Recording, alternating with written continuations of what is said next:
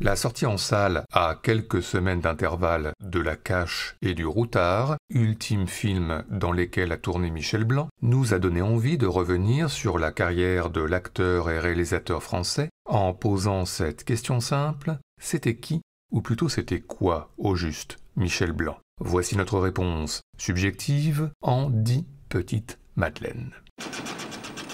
Michel Blanc, c'était tout d'abord de premières apparitions au cinéma au milieu des années 70, dans des comédies de Gérard Pires ou de Georges Lautner, ou dans des films de Bertrand Tavernier ou Claude Miller, avant la révélation, en 1978, avec l'adaptation cinématographique de la pièce coécrite avec la troupe du Splendide, Amour, coquillage et crustacés, devenue Les Bronzés, où il est Jean-Claude Duss, évidemment, personnage dragueur mais sans grand succès. C'est quoi vos prénoms? Sa femme a appris notre liaison par le premier shampooineur. Tenez-vous bien, elle a tenté d'électrocuter avec un séchoir. Et un personnage maladroit dans à peu près tout ce qu'il entreprend, et par exemple ici, lors d'un cours de karaté face à Thierry Lhermitte. Comme ça, par exemple, là, tu vois, là, y a rien du tout, là, vous voyez. Un personnage de Jean-Claude Duss qui réapparaît 2 ans plus tard, dans Les Bronzés fonds du ski, pour une succession de scènes cultes qui commence Gare Saint-Lazare. S'il vous plaît, monsieur. Le drapeau pour Saint-Maurice, c'est où? C'est pas affiché, là. Ça m'étonne pas si on est à Saint-Lazare. Ah, écoutez, je suis pas fou sur mon billet, tenez. Il y a écrit Saint-Lazare. C'est mes yeux ou quoi? Je crois que ça doit être vos yeux. Puis qui se poursuit en station, pour un échange avec Gérard Jugnot, passé à la postérité. Je crois que toi et moi, on a un peu le même problème. C'est-à-dire qu'on peut pas vraiment tout miser sur notre physique, surtout toi. Alors si je peux me permettre de te donner un conseil, c'est oublie que t'as aucune chance, vas-y, fonce. On sait jamais, sur un malentendu, ça peut marcher. Bon, je vais prendre le télésiège, faut que je me change. Sans oublier bien sûr, classique des classiques, l'attente sur un télésiège bloqué. Ah, j'espère que ça va pas durer longtemps, je vais être en retard, moi. Une attente très longue. Une attente très très longue.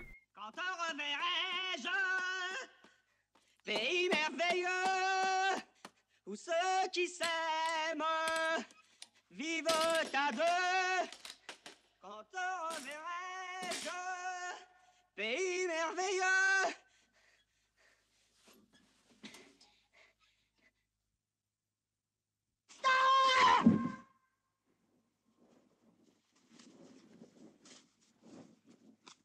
Quand te reverrai-je, pays merveilleux, où ceux qui s'aiment vivent à deux.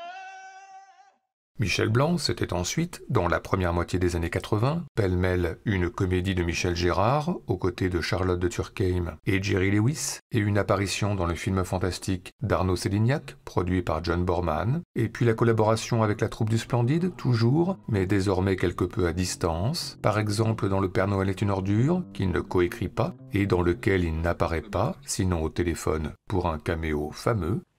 Joyeux Noël, monsieur. Enfin, si je puis m'exprimer ainsi. Comment vous appelez-vous? Je m'appelle Thérèse. Oui, je t'encule, Thérèse. Je te prends, je te retourne contre le mur, je te baisse par tous les trous, je te défonce, je te mets, Thérèse, je te mets. Ça nous intéresse pas. Arrêtez ça, arrêtez. Et puis au même moment, une collaboration avec le cinéaste Patrice Lecomte qui se précise, pour une poignée de comédies qu'il co-scénarise, et notamment Viens chez moi, j'habite chez une copine, où il incarne un personnage plutôt dilettante, qui s'incruste chez un couple d'amis, elle, Thérèse Lyotard, qui travaille dans un fast-food, et lui, Bernard Giraudot, qui travaille comme déménageur, pendant que lui procrastine, bref, comme le chante Renaud, un personnage sur les bords au milieu qui craint un peu. Je glande un peu partout avec mon sac de couchage. Je suis dans tous les coups foireux, tous les naufrages. J'ai des potes qui ont de l'argent, ben ils travaillent, c'est normal. Moi mon métier c'est feignant. Hey mec, t'as pas 100 balles. J'ai des plans, des combines pour vivre comme un pacha. Hey viens chez moi, j'habite chez une copine. Sur les bords, au milieu, c'est vrai que je crains un peu. Michel Blanc, c'était ensuite au milieu des années 80, le grand tournant avec le passage à la réalisation pour le triomphe public Marche à l'ombre. Michel Blanc y forme un duo détonnant avec Gérard Lanvin, le costaud et le frêle, le solide et l'hypocondriaque, un duo qui débarque à Marseille, puis rejoint Paris dans l'espoir de percer dans le monde de la musique, mais un duo qui va aller de galère en galère, faisant la manche devant les salles de cinéma sous la pluie, ou dans le métro en plein courant d'air, Je me suis fait un punk qui avait pas oublié les poches bien intellectuelles en Lodèche en Nouvelle-Homme. avant de découvrir un squat et de se réchauffer un peu lors d'un concert du groupe Xalam, ce qui va donner à Michel Blanc le sourire et l'envie de se détendre un peu, pétard à l'appui, ce qui va se confirmer dans l'intimité, gros pétard à l'appui. Mais attention quand même aux conséquences. Écoute, viens, il y a ton copain qui va pas bien, là, il tremble, il dit qu'il est plus étanche. Comment ça, il est plus étanche? Je sais pas ce qu'il a. C'est toi, François? Ça va pas? J'ai très très froid. Ah, mais ça va s'arranger. T'as fermé la porte? Ouais, pourquoi? Parce que j'ai été attaqué par des renards tout à l'heure. Ah, mais c'est normal, ça, c'est la saison. Ah bon? Vous y aller si tu veux, hein, parce que les plantes les graves, là, il y en a pour un moment. T'es sûr? J'ai du mal à parler parce que j'ai les dents qui poussent. Michel Blanc, c'était ensuite, dans la continuité des années 80, quelques caméos chez Gérard Krawczyk ou chez Francis Weber, avant un autre tournant, tenue de soirée de Bertrand Blier, prix d'interprétation au Festival de Cannes, à l'appui. Michel Blanc y forme un trio plutôt dissonant avec Miu Miu et Gérard Depardieu pour quelques scènes célèbres avec Gérard Depardieu dans l'intimité d'un dressing, Essaye ça pendant que tu y es. puis au lit autour d'un peignoir et un slip tigre, Nous voilà débarrassés du superflu, on va pouvoir aborder l'essentiel. puis finalement le trio qui se reconstitue, mais différemment, sur le trottoir. T'as pas froid? Évidemment que j'ai froid. Cela dit, la dernière scène est pour Michel Blanc et rien que pour lui ou elle, enfin seul et peut-être enfin libre, libre en tous les cas de jouer avec la caméra, et pas qu'une fois.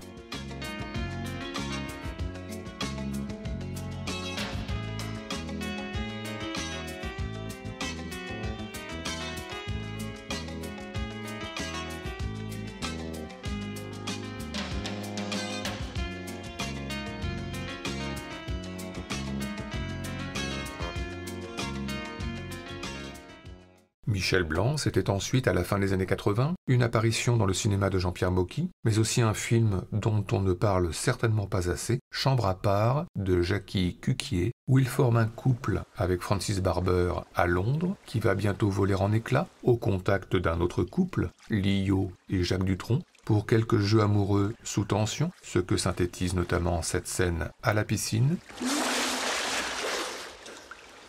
Un film qui vaut aussi pour cette jolie scène de drague à la timidité désarmante entre Michel Blanc et Lio, bientôt en couple dans la vie. Bonjour.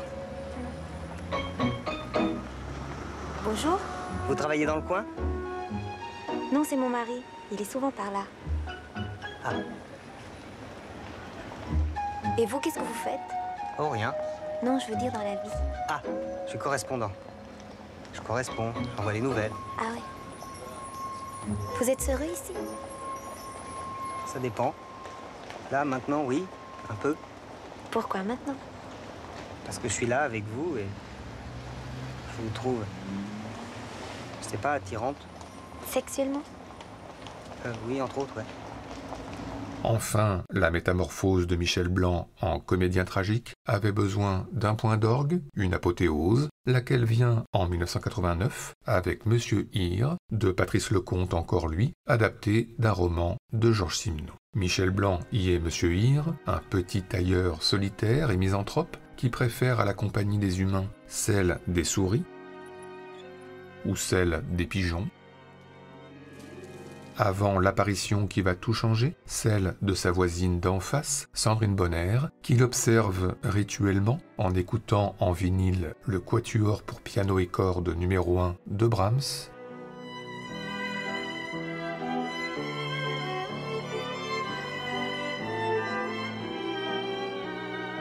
Avant la première rencontre chez lui, tout en retenue. Vous n'avez pas à avoir peur, mademoiselle. Je ne suis pas un voyou. Je suis Monsieur Hir. Puis les premiers rapprochements, moins en retenue, en parallèle d'un combat de boxe, avec toujours le quatuor de Brahms, mais cette fois au tempo ralenti, comme une envie de suspendre le temps, et pourquoi pas de le figer pour l'éternité.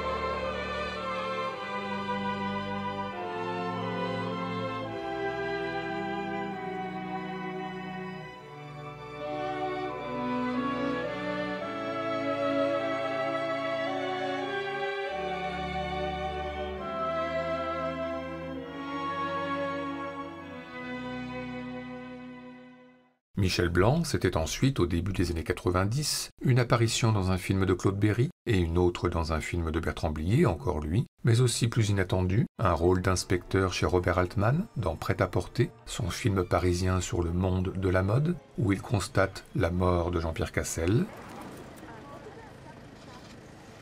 Et puis tout aussi inattendu, un rôle en anglais, doublé, aux côtés de John Gielgud et Erland Josephson, dans le shakespearien Prospero's Books de Peter Greenaway. And to thee and thy company I bid a hearty welcome. Whether thou beest he or no, or some enchanted trifle to abuse me, as late I have been. Ou encore, plus inattendu, dans Le Monstre de Roberto Benigni, un rôle de psychiatre, doublé en italien, traquant Roberto Benigni. Eccola, questo tipo è un genio. È il Mozart del vizio. Ce lo fa rivedere. Avant un nouveau tournant et un nouveau triomphe public, avec Grosse Fatigue, qu'il écrit et réalise et pour lequel il reçoit le prix du scénario au Festival de Cannes.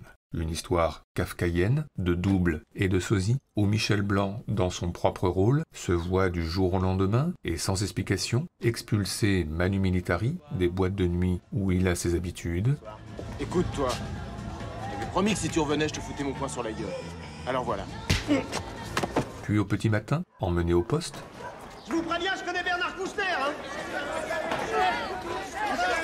Avant de mener l'enquête aux côtés de Carole Bouquet et de finalement comprendre. Ben voilà l'explication, vous êtes pas fou, Michel, vous avez un sosie. C'est vraiment mon sosie? C'en est même effrayant, je vois pas de différence. Vous êtes rassuré maintenant, j'espère. Vous trouvez que c'est rassurant de ressembler à ça, vous? Alors, mon petit Julien, es-tu prêt pour ta 3e tentative? Quand tu veux, vas-y! Ouais! Oui! C'est gagné en plein dans le mille! Bravo, Julien! Allez, on l'applaudit bien fort! Julien, naturellement, va recevoir un bon d'achat de 50 francs. Et toi, tu vas choisir. Et en plus, il paraît qu'il touche les ascétiques, c'est lamentable. Michel Blanc, c'était au carrefour des années 2000, un nouveau film en tant que réalisateur, Mauvaise passe, qu'il écrit, mais dans lequel il ne joue pas, un film où Daniel Auteuil incarne un écrivain en mal d'inspiration, partant à Londres dans l'espoir d'eux, et qui va plonger dans le bruit et l'effervescence de la ville, pub et boîte de nuit, avant de rencontrer au petit matin Tom, serveur et prostituée. Voilà, c'est gentil. C'est vous le patron? Ouais, plus ou moins. Disons que c'est moi le gérant. Et ça marche bien? Pas trop mal. Et un Tom qui va du coup inspirer Daniel Auteuil dans ses écrits, mais pas que. Ah, vous devez être Pierre. Entrez. Je suis au téléphone, mais je n'en ai pas pour longtemps. L'argent est sur la table. Et puis, au début des années 2000, un nouveau film en tant que réalisateur, Embrassez qui vous voudrez, d'après un roman de Joseph Connolly, un film choral tourné au Touquet, avec une pléiade de grands acteurs comme Charlotte Rampling et Jacques Dutronc, Karine Viard et Denis Podalides, Lou Doyon et Samy Bouajila, mais aussi Mélanie Laurent et Gaspard Ulliel, tout jeunes. Oh, je suis désolée. Non, c'est pas grave. J'ai même pas de Kleenex. Mais c'est bon, ça va sécher. Allez, je vais vous en payer une autre. Ah bah non, y a pas de raison, c'est ma faute. Ah, si, vous voulez quoi comme parfum? La même chose? Enfin, en 2005, un nouveau grand succès public, mais cette fois en tant que comédien, Je vous trouve très beau, d'Isabelle Mergo, où il incarne un agriculteur qui, pour briser sa solitude, s'inscrit à une agence matrimoniale qui l'amène en Roumanie à la rencontre d'Elena pour de premiers échanges timides. Moi, avoir 28 ans. Moi, avoir ferme, grande ferme. Et vous avoir des vaches, des poules, des yépourés. Ah, des lapins. Ah, des lapins, oui, ça, des lapins, j'en ai. Oh. Puis, une fois rentré en France, une vie commune qui s'organise, éclairée par quelques échanges lunaires sur la musique classique, où Michel Blanc, visiblement, confond un peu tout. T'as aimé la grande musique? Là? Ah, la musique classique? Ah oui, j'adore. Bah, c'est bien simple, je peux pas travailler sans musique classique. Moi. Que ça soit Mozart ou l'autre là qui était toujours avec son piano. Enfin bon, mais moi c'est surtout Mozart. Mozart, tu comprends, c'est beau. Mozart, c'est très musical. C'est quand tu penses qu'il est mort sourd. Mozart? Puis alors, comme un pot, hein. Alors quand les mots, en tous les cas ceux que l'on veut vraiment dire, ne viennent pas, mieux vaut laisser parler les chansons, et en l'occurrence Domino par André Claveau. Domino, domino, le printemps chante en moi, Dominique, le soleil s'est fait beau, j'ai le cœur comme une boîte à musique, j'ai besoin de toi, de tes mains sur moi, de ton corps doux et chaud, j'ai envie d'être aimé, Domino. Méfie-toi mon amour, je t'ai trop pardonné, j'ai perdu plus de nuits que tu m'en as donné, bien plus d'heures à t'attendre qu'à te prendre sur mon cœur. Il se peut qu'à mon tour je te fasse du mal, tu m'en as fait toi-même et ça t'est bien égal. Tu t'amuses de mes peines et je m'use de t'aimer. Domino, domino, le printemps chante en moi, Dominique, le soleil s'est fait beau, j'ai le cœur comme une boîte à musique, j'ai besoin de toi, de tes mains sur moi, de ton corps doux et chaud, j'ai envie d'être aimé, Domino. Il est une pensée que je ne souffre pas, c'est qu'on puisse me prendre ma place en tes bras, je supporte.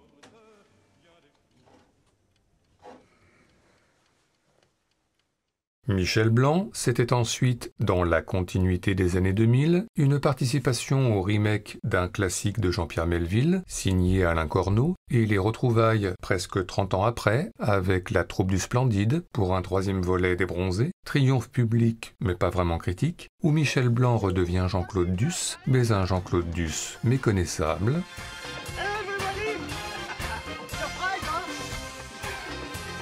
Et puis en 2007, et dans un genre différent, la rencontre importante avec André Téchiné pour l'un de ses plus beaux films, Les Témoins, où il incarne, dans les années 80, un médecin homosexuel entretenant une relation platonique avec Johan Libero, jeune provincial découvrant Paris, au cours de scènes à la mise en scène soignée entre ombre et soleil. Car effectivement, une ombre plane au-dessus des personnages, celle du sida, une maladie que découvre Michel Blanc sur le corps de son ami, au détour d'une discussion presque anodine, mais avec des regards inquiets qui ne trompent pas. Bah pourquoi tu dis rien? J'ai pas la gueule quand même. Bref, une dimension tragique qui va tout envahir, mais toujours dans une émotion contenue, et notamment dans cette représentation en suspens, à l'opéra, des Noces de Figaro de Mozart.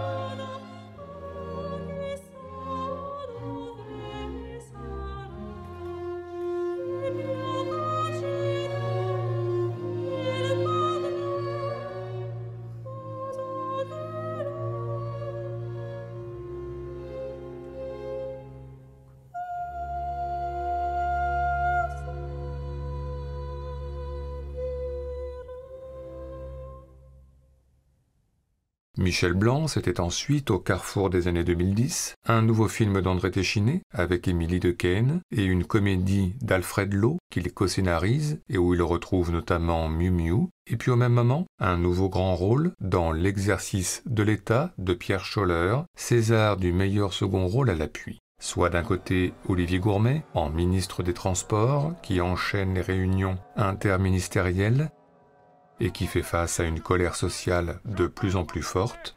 Et je plaiderai votre cause. Et de l'autre, Michel Blanc, son directeur de cabinet, homme de pouvoir tapi dans l'ombre, le calme pendant la tempête, éloge de la sobriété, une nouvelle fois, écoutant et réécoutant chez lui les plus célèbres discours d'André Malraux, qu'il connaît par cœur, tout en se préparant méticuleusement des œufs bacon. Tout va bien, monsieur? Très bien, merci. Avec leur long cortège d'ombres défigurées. Aujourd'hui, jeunesse, puisses-tu penser à cet homme comme tu aurais accroché tes mains de sa pauvre face informe du dernier jour de ces lèvres qui n'avaient pas parlé. Ce jour-là, elle était le visage de la France.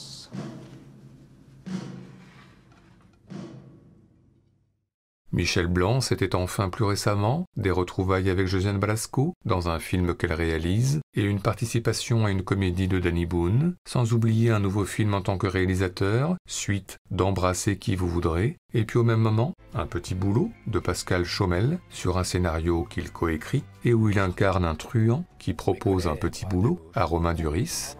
Les gens avaient de moins en moins de pognon dans le coin.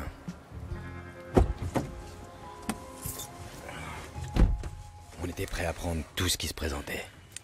Je veux que tu tues ma femme. Pourquoi moi? Parce que je t'aime bien. Enfin, un dernier grand rôle avant sa disparition soudaine dans Marilyn et son juge de Jean-Pierre Améris, celui d'un juge bougon et irascible, encore, qui va embaucher la jeune Louane comme chauffeur, mais en prenant sa voiture. Quoi? Qu'est-ce qu'il y a? Un film rythmé donc par des trajets réguliers quelque peu décalés, froids au début, puis de moins en moins, avec quelques variantes, une bibliothèque encombrante à l'arrière ici, ou un chien odorant là. Même quand je vais à la morgue pour une affaire, ça pue pas comme ça. Avant qu'une nouvelle fois, les chansons, ici les séparées de Julien Clerc, ne viennent finalement exprimer ce que l'on n'ose plus dire et même ressentir, et l'émotion de refaire surface incontrôlable.